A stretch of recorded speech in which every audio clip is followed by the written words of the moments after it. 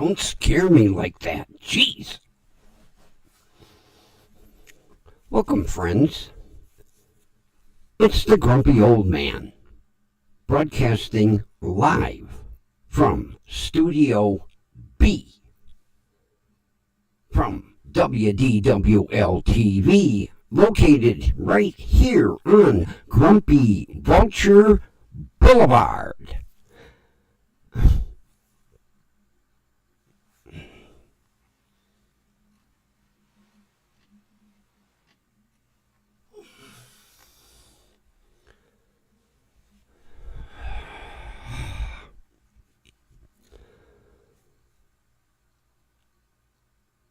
A division of Grumpy Vulture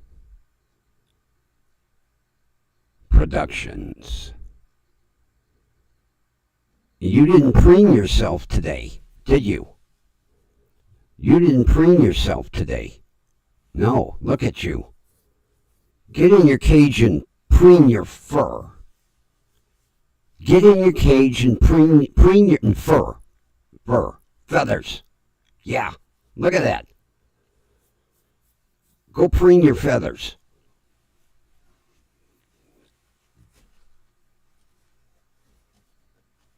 Thinks he's the star, and he doesn't have to take care of himself. I'm not preening his feathers. Oh, no. No. Last time I preened his feathers, I almost lost a finger. That beak is sharp.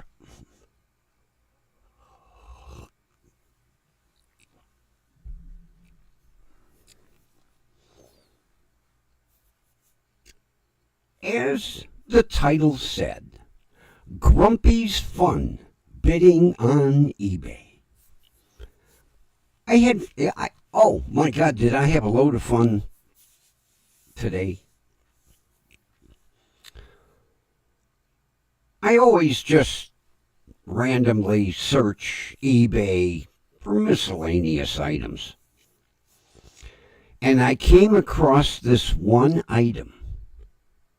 And I could not believe what I was looking at for bids.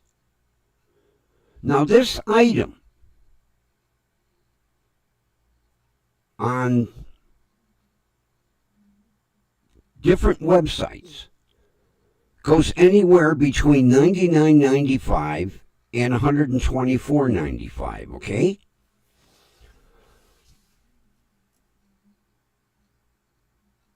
The guy had in the description, used once. And by looking at the item, you could tell.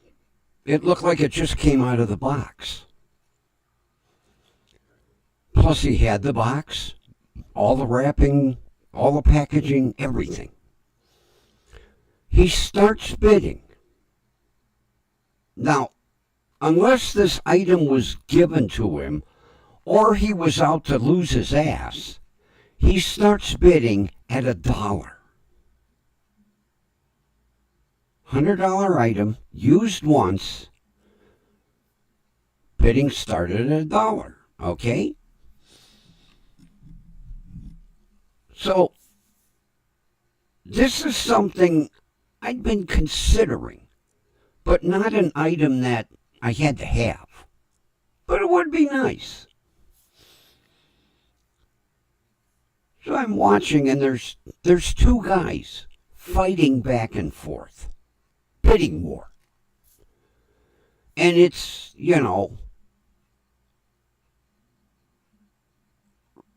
ridiculous.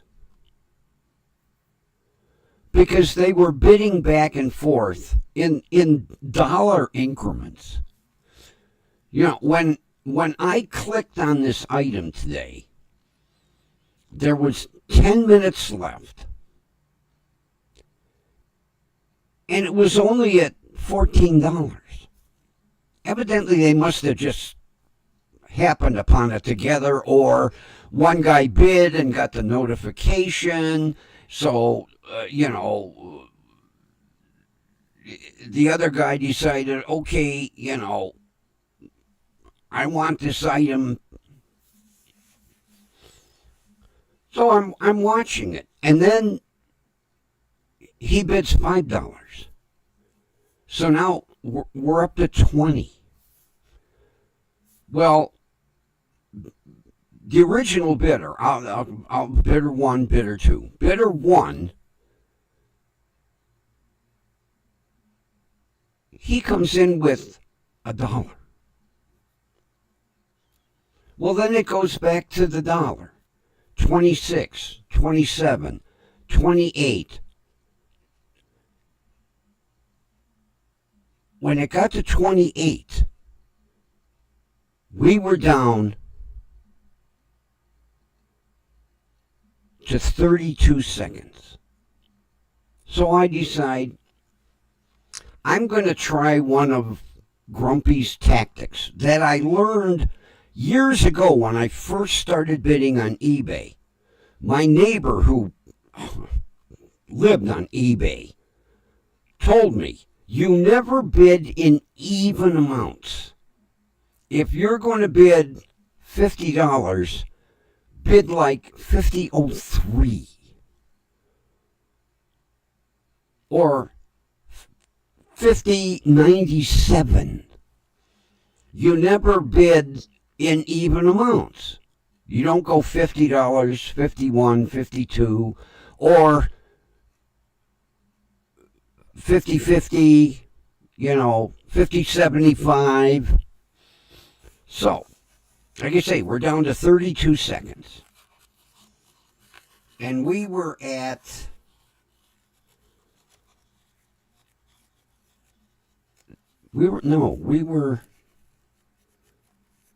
32 seconds and $26. So, it goes 27, 28, and we're down to like, I think it was at the point I bid, I think I was at like the 6-second mark. So I bid 30.01.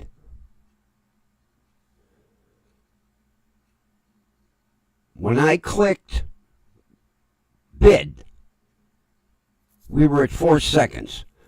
Unless this guy had a pre-bid ready to go, there's no way in 4 seconds you're going to be able to type in and hit bid. So, it clicks down. 4, 3, 2, 1, over. Now, usually, the high bidder is immediately declared the winner. Something came up today that I have never seen. Because instead of it coming up winner, or if I was overbid,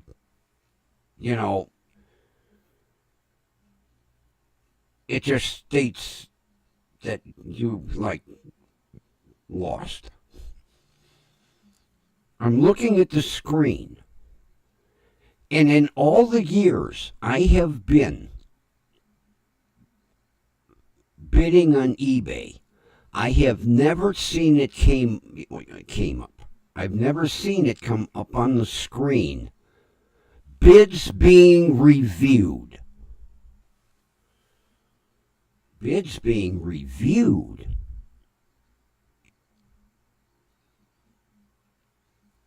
And I'm waiting, and I'm waiting, and nothing. Couple minutes goes by, still bids being reviewed.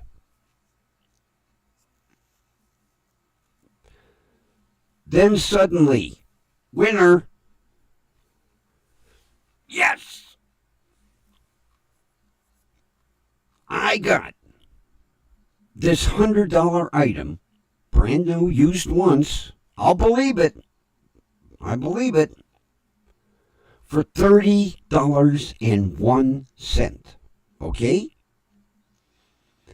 When I click to where you can review the bids,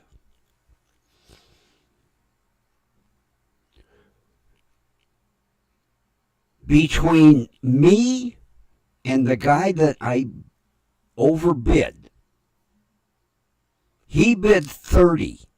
I bid 30.01.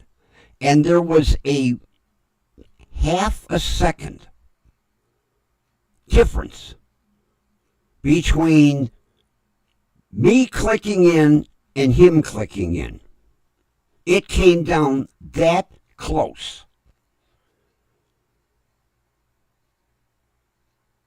And I won.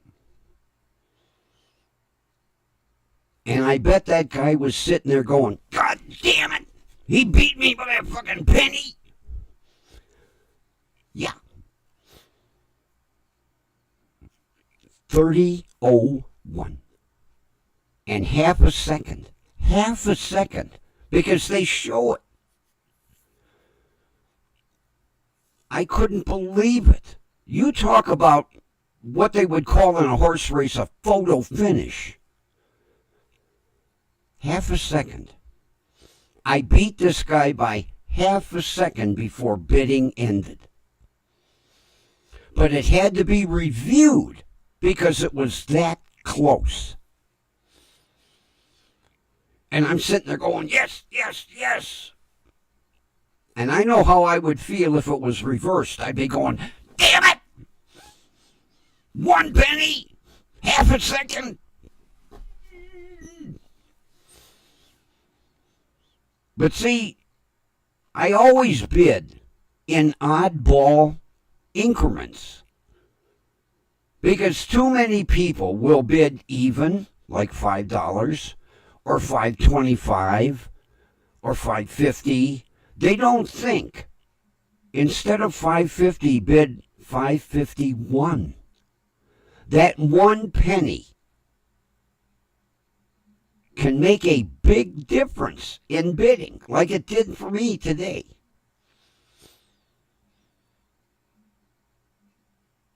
$30.01 and half a second. But this is the first time in all the years I have been on eBay that I have ever seen reviewing.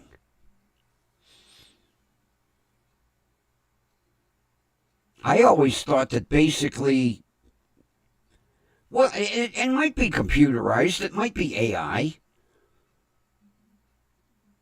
but I'm thinking that an actual person got in and looked at the timing. Because I've been on eBay since, God, I think 2000? Yeah. 24 years. 2000.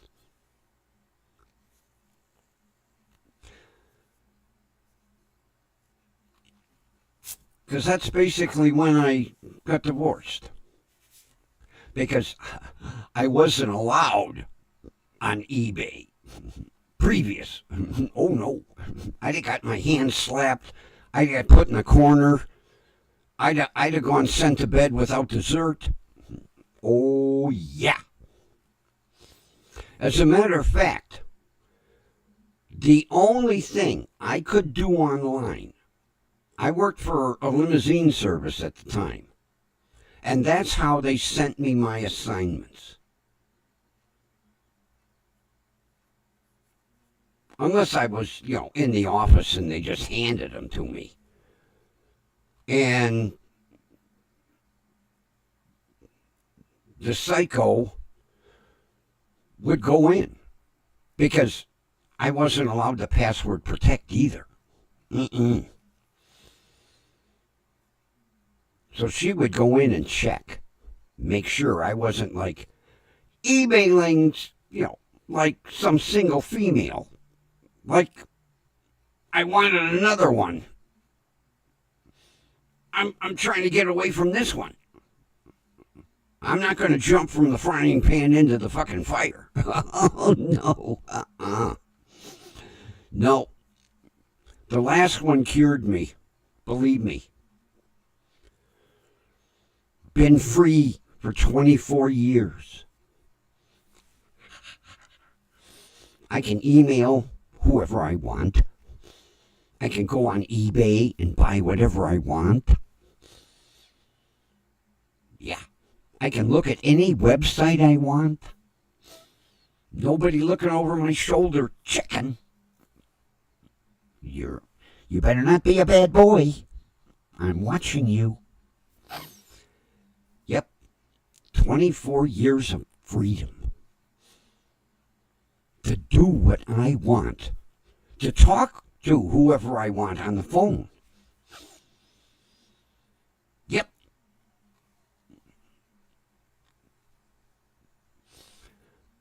Do I miss having a female around? Yes. Who would sit and say no? Yes, I do. But you know, when you get burned, as bad as I got burned,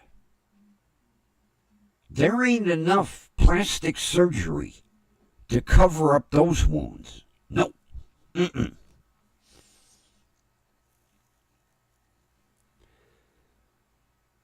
Anytime I even considered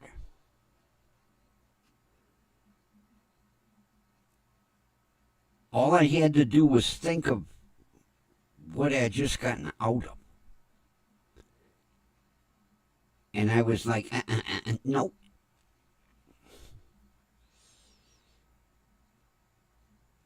Because now I can play on eBay.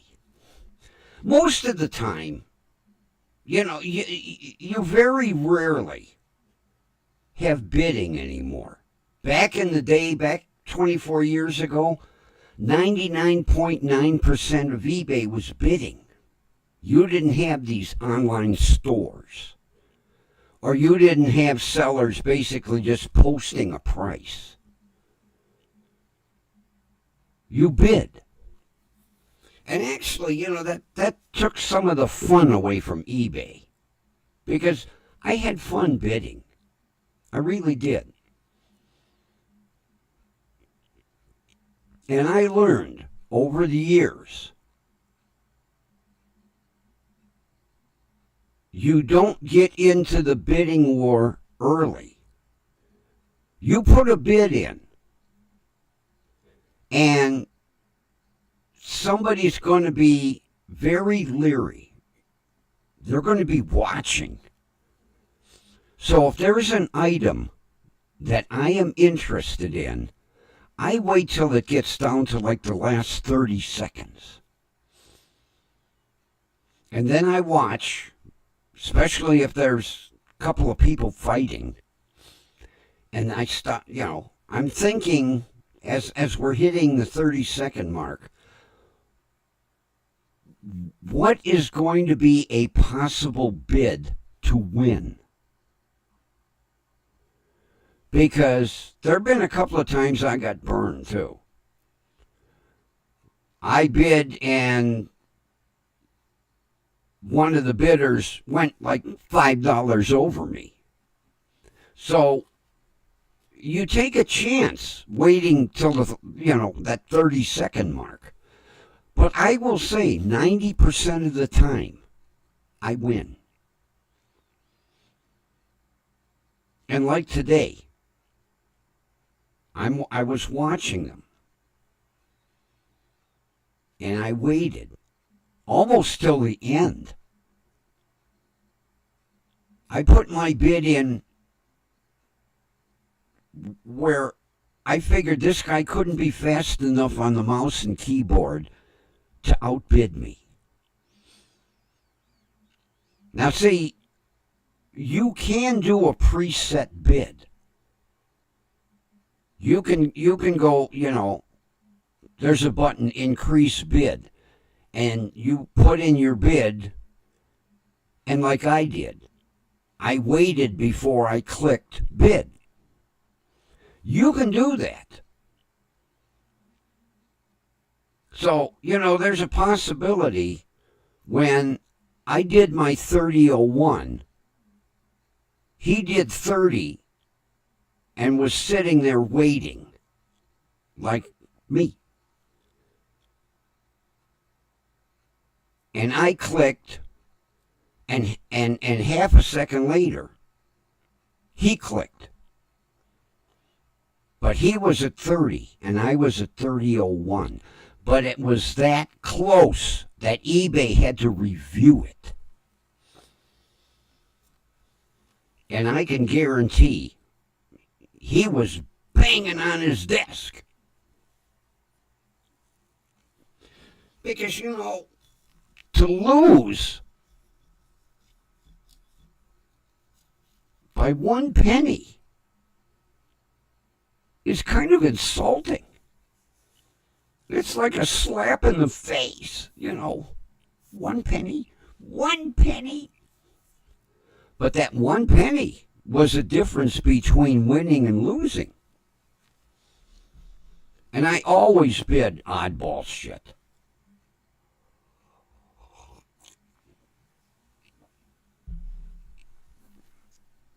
If I place a bid, it's always like 27.59 or, you know, 32.62. Because too many people bid even numbers. Very rarely. Although I'll tell you what, I've gotten beat that way too. You know, I bid like what the hell was the one item? I bid like 31.96. And the guy that beat me bid 31.98. So, you know, sometimes it can backfire. But today was the first time in 24 years it was being reviewed because it came down that close. And when I get the item, I'll show you. As of when I checked eBay before I logged on here, it still wasn't shipped. I can't remember where it's coming from. Somewhere in California. Orinda, California, wherever that is.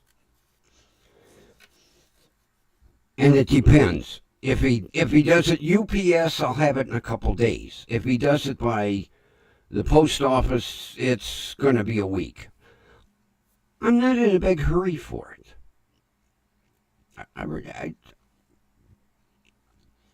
It's just a unique item to add to my collection. You know, same thing, like I've got the, you know, the Mystic White, which is nothing more than basically matte pearl, but Mystic White. I've got the gray. I got a platinum silver.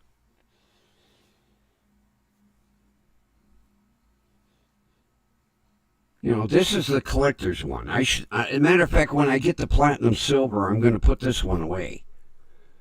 Because this is the limited edition. And I've got other microphones. I'm going to be clearing some of them out. I don't need, you know, 30 microphones. And that's basically between the two studios. Over in Studio A, I want to get back to my golden microphone. That was always my thing. Grumpy old man broadcasting in his golden microphone. Studio A is getting close. I was over there fooling with the new mixer today. Kind of neat. A lot easier. Less confusing than the old one. But I'm getting used to it now rather than experimenting when I go on stream, because I've got a different interface too. Although the interface, that's easy. But getting the mixer adjusted right, testing out a couple of microphones that I haven't been able to mess with. You know, everything over there is all XLR, old school connections. You know, this is USB, plug and play. Over there, it's all XLR. Every microphone is XLR. I can't wait to test my dual. They're two little microphones. They're cute. And they're on their own stand. And basically, it's for like if you're interviewing somebody. You aim one at you and you aim one at them. Well, I've got them both aimed. And I had to get a Y connector. So those I'm getting ready to test. I have another microphone that was given to me that I'm getting ready to test. That one looks like the broadcast microphone that always sat on Johnny Carson's desk.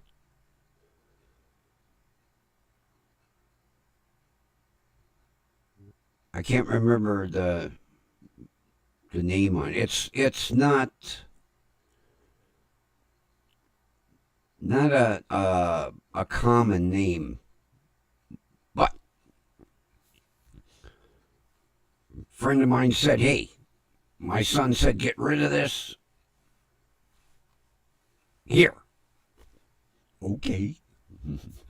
Who am I to argue with a free microphone? And cables, you know. I didn't bother to ask him why his son had microphones and cables, because I don't think he was online, unless maybe he was with a band or something. I don't know. But got to test that mic. I like the cables.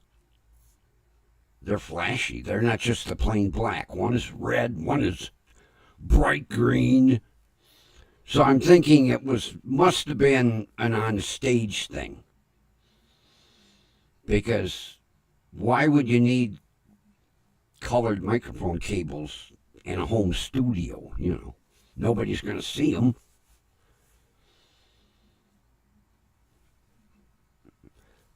You know, when somebody's giving me something for free, you know, it's the old don't look the gift horse in the mouth. Because if you start asking a lot of questions, it's like, you know, on second thought, I don't think you really want this. I'll keep it. I'll give it to somebody else. Wait. Yep, too late. You lose. Loser. Yeah. Once I test it, then I will ask. I'll say, man, that's a fantastic microphone. What did your son use it for? Then maybe he'll tell me. But when they're getting ready to give it to you, it's like, what did he use that for? Like, it's got a disease on it, you know.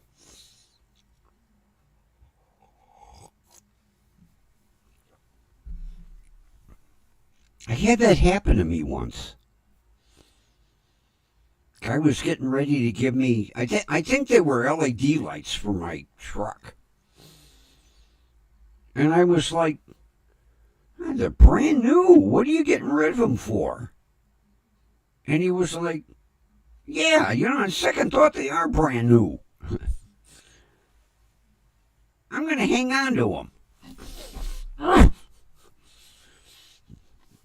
Keep your mouth shut, Grumpy. It was a fantastic. It mounted on the roof, and it was curved. So I could have lit up the whole neighborhood. Oh, my neighbors would have been happy with that because it was like 1,000 watts. Yeah, it was curved, and it had a gazillion LEDs in it. And I was like, why are you getting rid of that? It's brand new. And it was like, Grumpy, you talked me right out of that. I almost had it in my hand. It would have been like this. No, yes, no, yes, no. So you keep your mouth shut. You ask after. And really, you ask like after it's mounted on the truck where they can't take it back.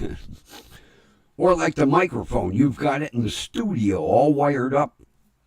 Not like they're going to walk in and go, that's mine, you lose.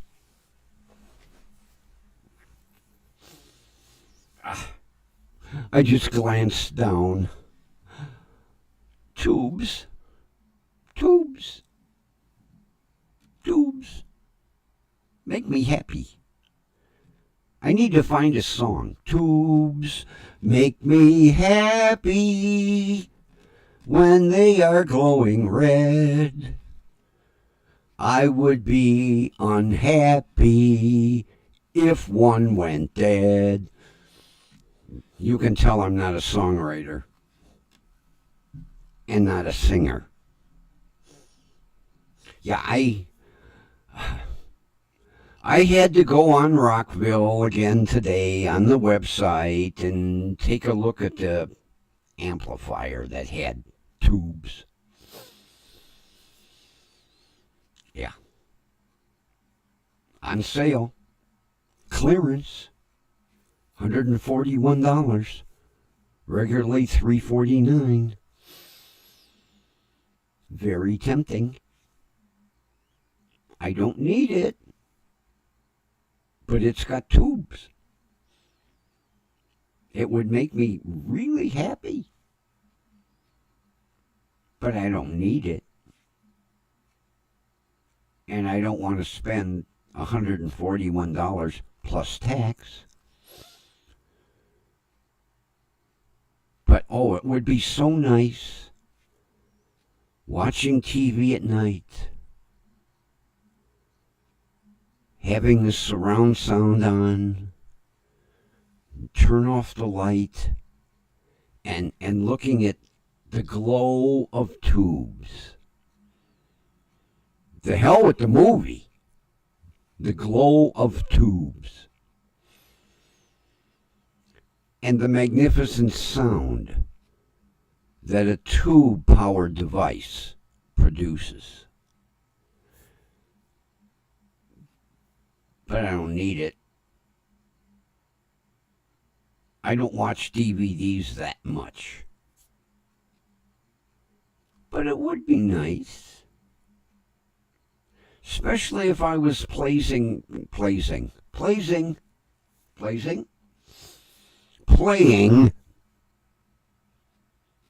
Blazing Saddles. That would be a neat movie to have the sound amplified by tubes. Yes, one of my all-time favorites. I literally wore out a VHS tape of Blazing Saddles. Wore it out.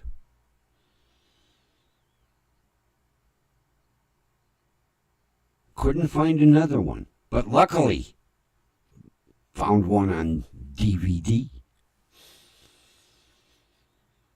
And just in case, I bought a second one. Because it was only $2. I found this, I think it's down in Atlanta. It's like a thrift store for CDs and DVDs. They've got thousands. And they had 4 Blazing Saddles. Now they have 2. Because Grumpy bought 2. Although, I don't know anybody that's ever wore out a DVD. But if anybody's going to wear out a DVD, it's me. So I bought 2. Oh my God, the movies that they've got. Oh. And the prices. 3, 4. I think that the most expensive one was like $5. That was a Blu-ray. I don't have a Blu-ray player. Yeah. What else did I get? Young Dr. Frankenstein. See, these are movies I saw at the theater. You know, Blazing Saddles, History of the World Part 1. I saw those at the theater. One thing I can't understand is why Mel Brooks never made History of the World Part 2. But, oh, Part 1 is hilarious. Especially the part with B. Arthur. Now, Mel Brooks is a comedian back in Roman days. And I think he uses the term facilitator. I'm a facilitator of humor or something. And B. Arthur goes, oh, a bullshit artist. And he just goes, hilarious. Oh my God, the first time I saw that, as a matter of fact, everybody in the theater busted up laughing. Because she says it, you know, just the way B. Arthur used to do things. Oh, a bullshit artist. Hilarious. I had a good laugh watching that one again. Young Dr. Frankenstein. You know, any movie Mel Brooks made was hilarious. That guy, oh my God, you talk about a mind for humor. Unbelievable.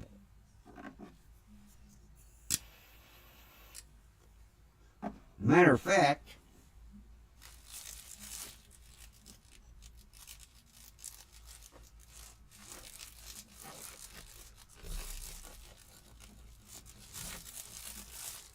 I'm halfway through the book, Mel Brooks, All About Me. It's basically from how he got his start. He was penniless. He was begging on the street when he was young. Just unbelievable. Love the book. Matter of fact, I got this from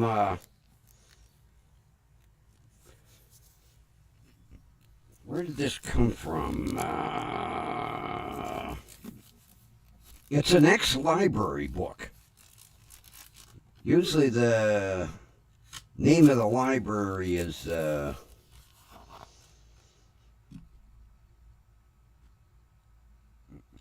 Cook Memorial Public Library. Wherever Cook Memorial Public Library is. It's an ex-library book. Doesn't look like it was... There's no shelfware on it.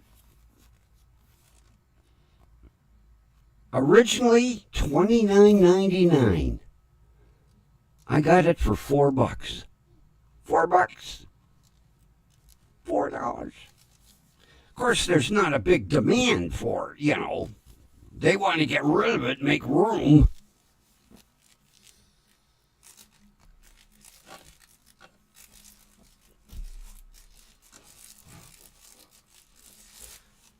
everybody thinks I'm crazy. I was a huge Joan Rivers fan. Huge.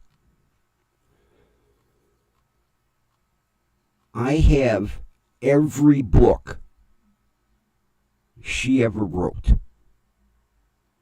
And after she passed, I have the book that her daughter wrote. And it's basically compiled from day one, how she got into the business and her career.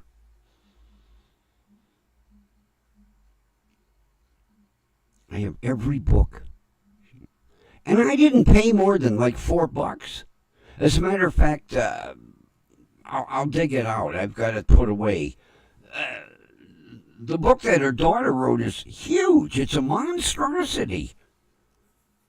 $49.99. I got it for $5. Still wrapped. Still had the plastic wrap on it. Because, you know, unfortunately, once somebody passes, there's not a big demand for things like these books. I've got every book Joan Rivers ever wrote. Every book. And read them all, cover to cover. She was a good writer. I'll say that for her.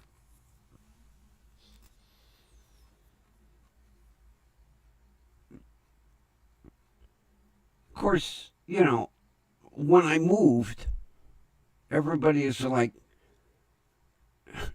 Grumpy, get rid of them goddamn books. What are you lugging them around for? They're mine. Why should I get rid of them? I do go back and reread books. Because, you know, like a friend told me, if you read a book in order to comprehend everything, you should read it 3 times. And not 3 times rapidly. You read it like this month, and you wait a couple months, and then you read it again. And then you wait a couple months, and you read it again. And it's amazing, you know. I didn't believe him. I was like, oh, geez. I remember reading one of Joan Rivers' books the second time, and I was like, I don't remember that. And I had a lot of those moments throughout the book. And the third time I read it, I still had those moments where, wow, I don't remember reading that. So yeah, if you're a book reader, you read a book more than once in order to comprehend the whole book. And that's why I keep them. This batch of books has only been read twice. I get bored, I pick up one of them books, read it again. I didn't pay a fortune. And it's not like they're worth anything. I don't have anybody knocking at the door, you know. Oh, Grumpy? Yeah, we'd like to buy your book collection for $100,000. Ain't happening. Come on.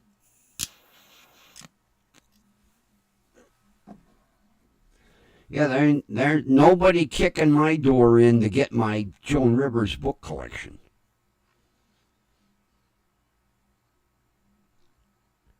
You know, it would be different. if I paid a fortune for them. I didn't pay that much. And since that virus thing, people don't even want books anymore. I remember I had subscriptions to 4 automotive magazines. Car and Driver and Road and Track. Well, when I would get done reading them, I would take them up to my doctor's office on my next appointment and place them around the room on the tables for people to read.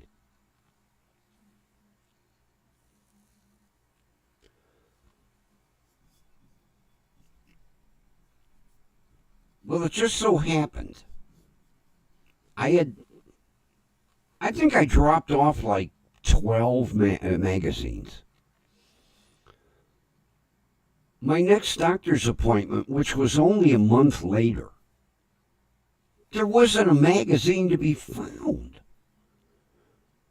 So I said to my doctor, I said, "You got a minute for a question?" He's like, "Sure." I said, "Last month, I brought in 12 car magazines. There isn't a magazine in the waiting room." He said, "You're right. The cleaning crew is instructed nightly to throw anything away that is left in the waiting room."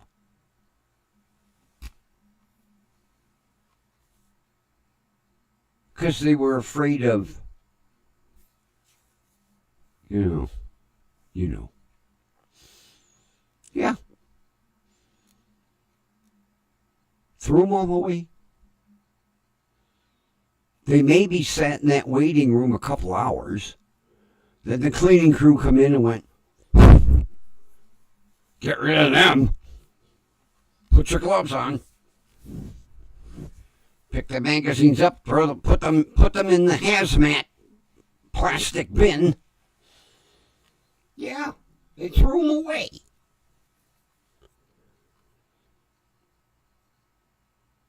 And nobody wanted them except the recycling center.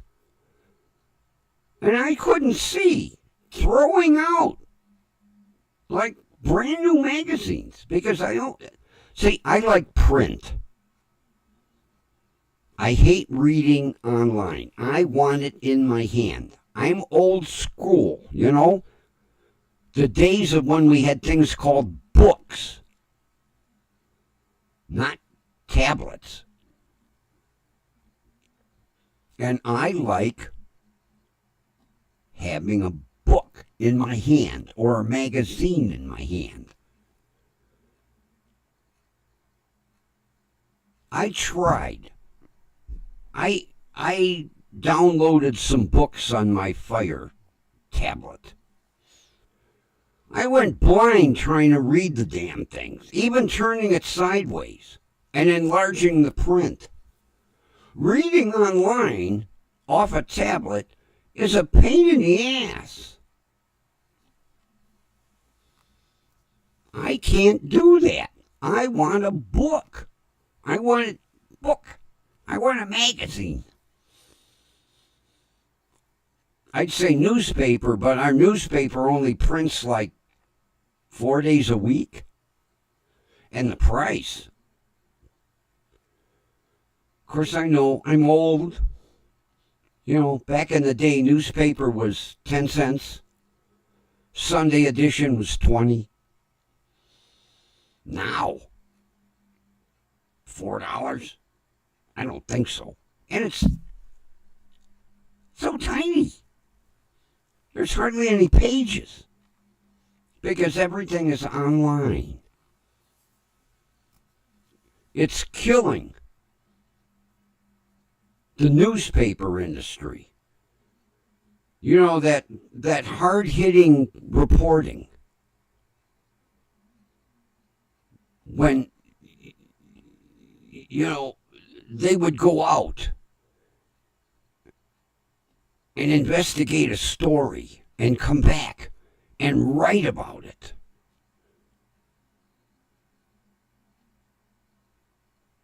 We are slowly killing the newspaper industry. Like the New York Times, and Washington Post. I could name a bunch of them. We're slowly killing the newspaper industry.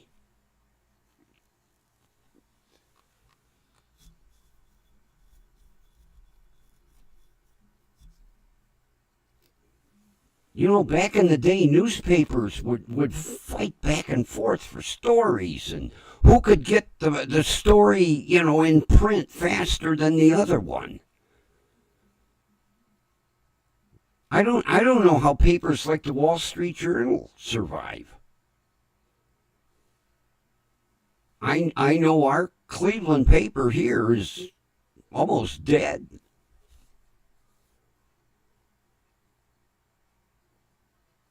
I remember back when I was like in, I think, 5th grade, we took a tour. The school went on what they call field trips. You got on a bus and the bus drove you downtown. We toured the Cleveland Plain Dealer. And it was basically from when the stories were generated, how the reporter sat at a typewriter and typed the story, and it went to the editor, or the assistant editor, and he read it and he went, you got to change this and this. And they sat down at their typewriter again, click, click, click, click, click, click, click. And then it went to the print department, and they set it up on these big, huge machines that printed the paper. And they brought these big, huge rolls in. They were massive. Of course, when you're in 5th grade. But I mean, yeah, they had to use a lift truck in order to reload them into the machine. And we watched how it printed. And then, like you see, in the old movies, the papers going up the conveyor belt and to the wrapping machine and loaded in the truck. And then went to the guy on the, that had the newsstand on the street corner. Get your paper, paper. Not now. It's like, oh, okay, there's a news story. I'll read it later. Newspapers, at one time we had 3. We had the Cleveland Plain Dealer, the Cleveland Press, Cleveland Plain Dealer, the Cleveland Press, and I think the third one was called the Plain Press, or maybe the Cleveland Daily or something. That one didn't last long. That one got bought out, I think, by the press. Because we had a morning paper and an afternoon paper, and I delivered the press. The afternoon paper. As a matter of fact, I'll dig it out, I'll show you. The press used to just print Monday through Saturday. Well, they decided to do a Sunday edition to compete with the Plain Dealer. And I have the first Sunday edition that the Cleveland Press ever printed. I saved it all these years. And then, I can't remember the guy's name that bought the press. and immediately shut it down. Sold everything off and sold the property because it sat on prime property. And they built a big office building, and he got millions. Yeah. He screwed the city out of a good newspaper. Progress. Yeah. And with that, I'm going to progress to thinking about dinner. It's a little early yet, but I'm going to progress to thinking about it. So my progress is going to be to log off and think about dinner. And I will see everybody tomorrow. Bye-bye.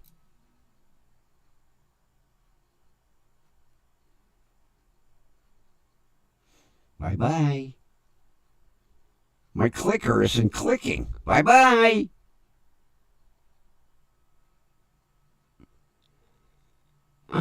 My clicker isn't. Something wrong with my mouse. I think it needs to be charged. It's a cordless. Come on.